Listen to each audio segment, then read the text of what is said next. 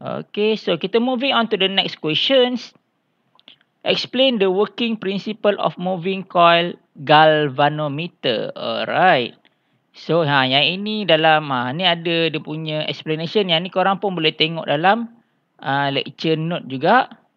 Kan, okay. So, baca sikit. A galvanometer consists of a coil of wire loop on an iron core that pivots between two pole faces a permanent magnet.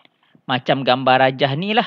Korang tengok dia ada satu coil and then macam gambar rajah yang ni yang ni. Okay. Dia ada satu coil that been placed between two pole of permanent magnet. Okay. Attached to the coil is a spring with current if a spring. Okay. With no current in the coil, the pointer is at 0. So, maka bila ada current in the coil, the magnetic field exert a torque on the coil that is proportional to the current. Okay. And then disebabkan oleh ada torque tadi tu menyebabkan coil tadi rotate ataupun turn lah, dia bergerak. As the coil turns, the spring supplies the counter torque which oppose the magnetic field torque. When the two torques in equilibrium, the pointer indicates a deflection angle that is proportional to the coil current. Okay. So, basically bila dia ada current, kan, akan menyebabkan dia ada bacaan. Okay. Tu paling simple lah. Kan. Masa dia tak ada current langsung kan. So, dia punya jarum dekat kosong. So, bila katakan kita connectkan dia dengan current, menyebabkan coil itu akan turn. Okay, coil tu akan berpusing dan menyebabkan jarum tu deflect. Sama ada ke kiri ataupun ke kanan. Okay. Tapi pada masa yang sama, spring yang connected kepada coil tu akan supply counter torque. Okay. So, spring macam bila katakan dia bergerak, kan, spring yang connect tadi tu dia akan melawan pergerakan tersebut. Okay. So, which oppose the magnetic field torque. Okay. When the two torques is in equilibrium, so maksudnya bila torque of the magnetic field and torque of the current is in equilibrium, maksud dia sama lah. The pointer indicates a deflection angle that is proportional to the coil current. Okay. So, dia akan tunjukkan deflection angle proportional to the coil current. Maksudnya masa dia in equilibrium. So, dia bukanlah, okay. So, current tu akan buatkan dia rotate.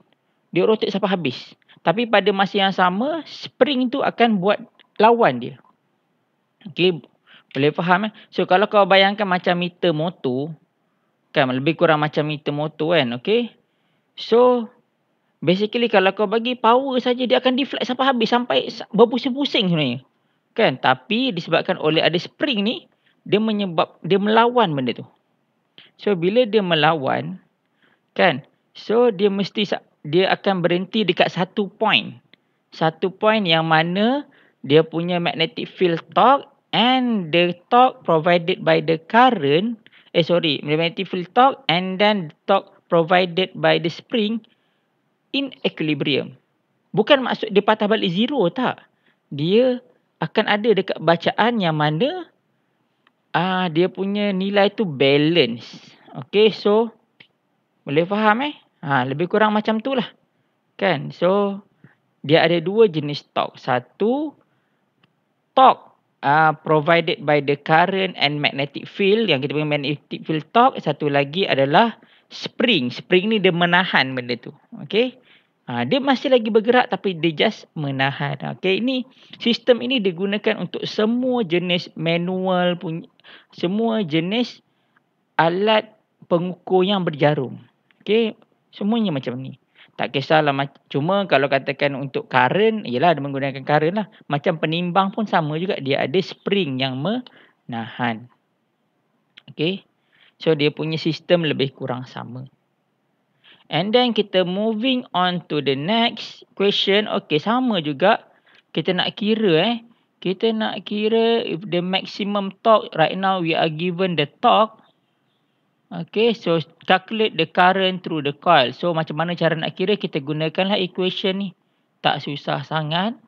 Kan, apa yang penting adalah, okay, yang sangat-sangat penting, dia punya area. Okay, ni selalu belajar buat mistake. Dia punya area dia, kan, korang kena gunakan, apa dia? SI unit. Given here centimeter. Centimeter is not an SI unit. So, sebelum korang masukkan dalam formula, please and please convert them into SI unit. Alright. So, I think I've explained very clear about this subtopic, torque on a coil. So, bila masa benda ni berlaku, kan, bila korang ada satu coil. Okay, coil ni kenapa dia special sikit? Kalau wire sebelum ni dia cuma bergerak, okay, dia akan deflect. Tapi kalau coil, when a coil is placed inside magnetic field, what will happen to the coil? Dia akan rotate. So, instead of moving, kan, dia akan rotate. Ni perbezaan antara coil dan juga straight wire. So, kalau 4.5, 4.4 and 4.5, we are talking about long straight wire. So, 4.6, we are talking about coil. What happen on a coil if it's being placed between inside magnetic field? Alright, so that's all for this lesson.